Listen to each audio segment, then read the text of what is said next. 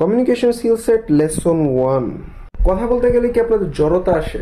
এই জড়তাটাকে কি বলে জানেন ইংলিশে? স্টাটারিং। এই প্রবলেমটা সাধারণত মানুষজন কমফোর্টেবল সিচুয়েশনের মধ্যে কখনো সাফার করে না। এই প্রবলেমটা আপনারা সাধারণত ক্যামেরার সামনে কথা বলতে গেলে অথবা একটা স্ট্রেঞ্জার পার্সনদের সাথে কথা বলতে গেলে ফেস করে থাকেন। বর্তমান যুগে আপনি যদি বিজনেসের ক্ষেত্রে বলেন বা চাকরি ক্ষেত্রে বলেন, অথবা if you want to make content in future, you have to speak in front of the camera or you have to speak with a stranger. তো এই সমস্যাটা থেকে সমাধান পাওয়ার জন্য আপনাদের কি করা উচিত? ওয়েল, আপনাদেরকে এইটা সমাধানের জন্য কোনো কমপ্লেক্স কিছু করা দরকার নাই। You just have to take a pause as in আপনাকে জাস্ট একটু বিরতি দিতে হবে for 1 or half a millisecond. That's it. এই পজটা আপনাদের কমিউনিকেশনের ক্ষেত্রে, কথা বলার ক্ষেত্রে একটা কমার কাজ করে থাকে।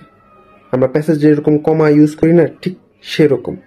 এই পজের দুইটা সুবিধা আছে। ফার্স্ট, আপনি এই ধরনের ওয়ার্ডগুলা ইউজ করা থেকে বিরত থাকবেন।